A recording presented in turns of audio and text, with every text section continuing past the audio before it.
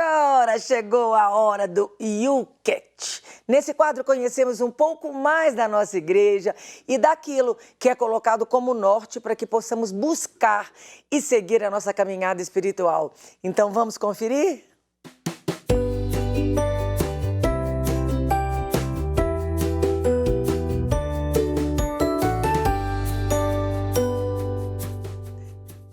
Ô, gente, que saudade! Hoje nós vamos realizar com o Padre Wellington Santos.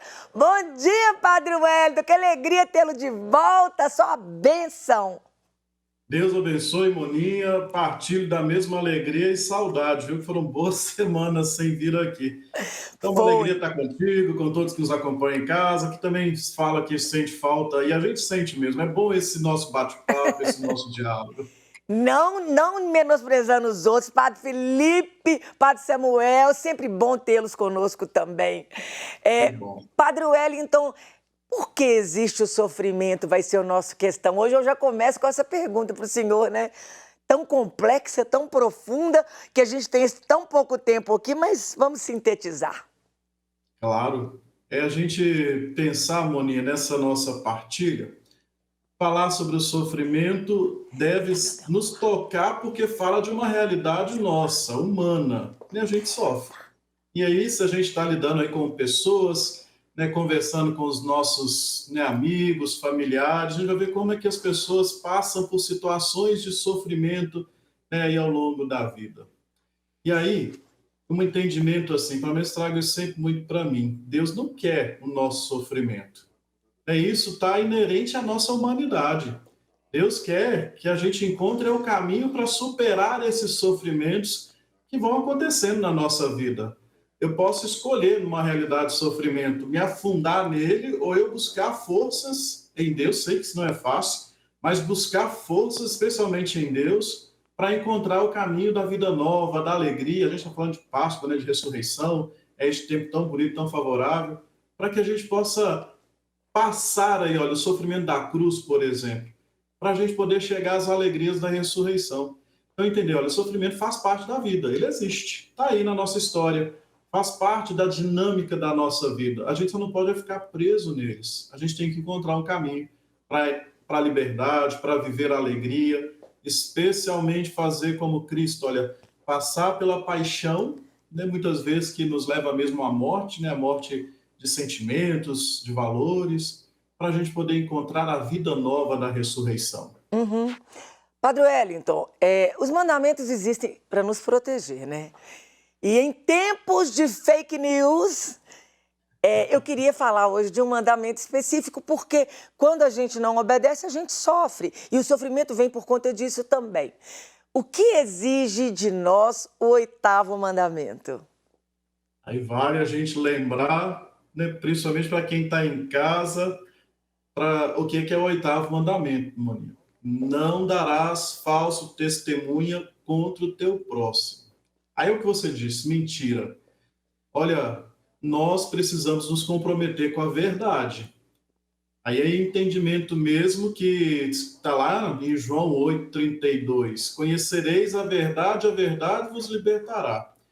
Então, conhecer essa verdade, se comprometer com ela, para a gente poder vencer aí esses círculos de violência, que são essas fake news, como você bem disse, notícias falsas, mentiras, que muitas vezes nós assumimos na vida. Olha, o que exige de nós o 8º mandamento da lei de Deus? Exige um comprometimento com a verdade para vencer a mentira. A mentira, ela é tão prejudicial, ela é tão perniciosa nas nossas vidas, e a gente vai deixando ser envolvido com isso. Não tem como a gente não falar de fake news. Como é que a gente é envolvido por fake news? A gente vai multiplicando essas mentiras e, com isso, comprometendo muito a vida da nossa sociedade, a vida das pessoas. É mais ou menos assim, olha, eu escuto de alguém que contou alguma coisa sem procurar saber se é verdade ou não. E mesmo se fosse verdade, aí eu começo a passar isso para frente. Eu vou multiplicando uma mentira e com isso uma bola de neve vai passando por cima de todo mundo, né? Essa da mentira, essa do desgosto mesmo das nossas relações. Uhum.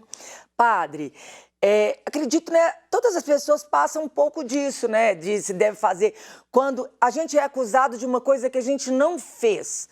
quando mentiram, inverdades acerca do nosso caráter, da nossa conduta, quando alguém mente, quando alguém engana, quando alguém burla. O que a gente deve fazer? Essa pergunta é interessante, com a resposta sem pensar, ou então uma resposta sem o horizonte da pessoa de Jesus Cristo na vida, dá vontade de pegar e estapear uma pessoa assim. Porque, de fato, a gente passa por isso, né? Quem que não passou por uma situação de uma calúnia, de uma mentira, foi enganado, foi burlado por alguém, né? Mas olha o que o catecismo disse e é bonito. Primeiro, a gente viver a dimensão da misericórdia, que o perdão vai nos tirar, né?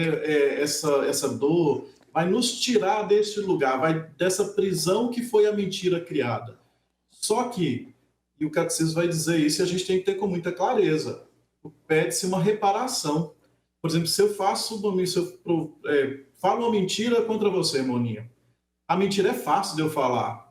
Eu vou falar, as pessoas vão se divertir, eu vou conseguir até uma aprovação social quando eu estou falando isso, né? Porque as pessoas vão ter atenção, né, a mim, eu vou captar a atenção delas. Então é fácil eu fazer mentira. Só que, como vai dizer o catecismo, eu preciso reparar o que eu fiz. Eu preciso viver a misericórdia de pedir perdão, nem de perdoar no caso, e aí eu preciso me reparar, porque se eu falei uma mentira, eu tenho que ser comprometido com a verdade. E aí é o que quase ninguém consegue fazer, que é reparar o mal que fez com a mentira, com o engano, com a burla. Então, que a gente tenha clareza sobre essa necessidade da nossa vida cristã, que certamente nós vamos parar de mentir. Se toda vez que eu estiver mentindo, eu pensar, gente, eu vou ter que reparar, olha a vergonha que eu vou passar, o orgulho que eu vou ter que engolir, né, para poder mostrar que eu errei, que eu falei uma mentira, né, que eu estava prejudicando a pessoa. Mas o catecismo pede para que a gente perdoe, mas que quem mentiu faça uma reparação, né, para poder, de novo, resgatar a honra daquele que nós tiramos. Né? As penas jogadas do alto, né, padre? Depois fica difícil de recolhê-las, né? Exatamente, essa imagem é bonita, né? A mentira é isso, é a gente jogar para o ar essas penas, depois vai catar. É difícil, mas tem que ser feito. Para destapear mesmo, a palavra é essa. É verdade. Ô, Padre Wellington, o que significa ser verdadeiro, né? Porque a gente vê por aí muita gente que é verdadeira, mas também quer sem educação, né? Então, até onde vai assim, a verdade no amor? E o que significa isso? Esse ser verdadeiro, assim, exige um comprometimento muito grande. Você falou uma coisa muito certa. Tem gente que é até verdadeiro, fala a verdade, mas numa ignorância, numa brutalidade que dói mais do que as mentiras, né? Mas o que fala o catecismo para a gente, né? Do Will Cat, a gente está nesse bloco do programa. Olha, ser verdadeiro significa que nós devemos agir seriamente e falar honestamente. Então, olha, se eu estou agindo seriamente, eu não posso estar com brutalidade, eu não posso usar das minhas palavras com certa violência. Né? Brutalidade é isso, é usar as palavras até a verdade como forma de atingir as pessoas. E falar com muita honestidade, aí ser honesto a mim, né, aos meus princípios, mas acima de tudo buscar ser honesto à palavra de Deus na nossa vida. Aquilo que é essa experiência de Deus, que é a verdade. Ele é a verdade absoluta que nós precisamos dizer, que nós precisamos promulgar. Então, olha, o que é ser verdadeiro? Né? Seja sério naquilo que você vai fazer, fale honestamente, seja doce, né? Seja suave, que a gente vai conseguir uma experiência muito melhor, muito maior, né, nas nossas relações. É encontrar de verdade aquilo que Jesus fala lá em João, no capítulo 14. Eu sou o caminho, a verdade e a vida. É encontrar em Cristo esse caminho que é cheio de verdade e que nos leva à vida plena. Então, assim, nós vamos ser verdadeiros em todos os momentos que a gente precisar, em todos os momentos da nossa vida. Padre Wellington, em que medida a verdade da fé, a verdade compromete, né? Quando a gente tem essa caminhada de fé, então essa verdade me compromete. Exatamente, olha, como que essa verdade nos compromete? Para a gente falar isso, vamos lembrar, lá também no Evangelho de São João, no capítulo 18, quando Jesus está preso diante de Pilatos, há lá um questionamento, eles começam a falar, o que é a verdade? Pilatos quer saber o que é a verdade. O que Jesus disse? Por isso nasci e vim ao mundo, a fim de dar testemunho da verdade. Então, olha, é nesse sentido que a gente tem que entender. A verdade deve comprometer a nossa vida em todo momento, por mais que doa. Ia pensando lá na condenação de Jesus. Isso é a realidade do martírio. Martírio é aqueles que na igreja, né, uma vida, uma vocação bonita na igreja, que sofrem pela verdade, pelo evangelho, pelo seguimento de Jesus Cristo. Então é um sofrimento bom, que nos santifica. Então, olha, ser comprometido com a verdade é a todo instante a gente dizer e a gente viver, dar testemunho dessa verdade na nossa vida. Porque às vezes a verdade vai doer. Vai doer em mim, né, quando eu paro para olhar alguma coisa e vou encontrar as verdades diferentes das minhas ações. Vai às vezes doer em alguém que está iludido, né, de alguma situação. Então, olha, é preciso a gente se comprometer para ser doce, para ser leve no ato de falar, para ser sério, honesto, né, na hora da gente promulgar, dar testemunho dessa verdade, mas jamais se eximir dela. Por mais que ela trazer consequências, porque a gente fala assim, olha, tem mentira que a gente conta para nos proteger, né, de alguma coisa, né, de alguma censura. Por exemplo, desde criancinha a gente faz isso, eu quebrei alguma coisa, aí eu vou mentir para eu não ser punido por aquilo que eu quebrei. Então, é encarar a verdade, né? Por mais que ela traga algumas consequências, é buscar a verdade acima de tudo. E se a gente tem um agir correto, dificilmente eu vou estar envolvido em situações que possam me levar a comprometimentos. É isso mesmo, padre, maravilhoso. E lembrando, né, padre, que quando a gente fala mentira, a palavra de Deus vai falar que o diabo é o pai da mentira. Aí quando eu falo mentira, eu estou dando legalidade para o inimigo na minha vida, não é isso?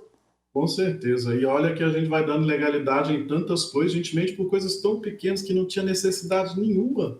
Né? Pode ser que a gente algum dia fazendo uma avaliação moral, a gente descubra que a mentira foi válida para alguma situação, para proteger a vida, por exemplo. Mas a gente, no nosso dia a dia, não é assim. Então a gente vai dando muita legalidade realmente para o inimigo em nossas vidas. Maravilhoso. Padre Wellington, suas considerações finais, sua bênção. Seja sempre bem-vindo, é uma alegria tê-lo aqui. Uma alegria imensa. Olha, considerações finais para todos que nos escutam. Vamos ser comprometidos com a verdade, ela nos liberta. Né? Sabendo disso, olha, viver a verdade de Jesus Cristo para a gente poder viver a liberdade. Uma alegria imensa a gente estar junto, né? Uma oportunidade que a gente tem de partilha, mas acima de tudo, da gente poder fazer com que a presença de Deus se torne cada vez mais presente em nossa história. E a bênção de Deus agora. O Senhor esteja convosco. Ele está no meio de nós. Abençoe-os o Deus rico em amor e misericórdia, Pai, Filho e Espírito Santo. Amém. Forte abraço, Moni. Uma alegria estar contigo hoje. Amém, Padre Wellington. Um abraço, Deus abençoe, viu? Até semana que vem, se Deus quiser. Até. Fica com Deus.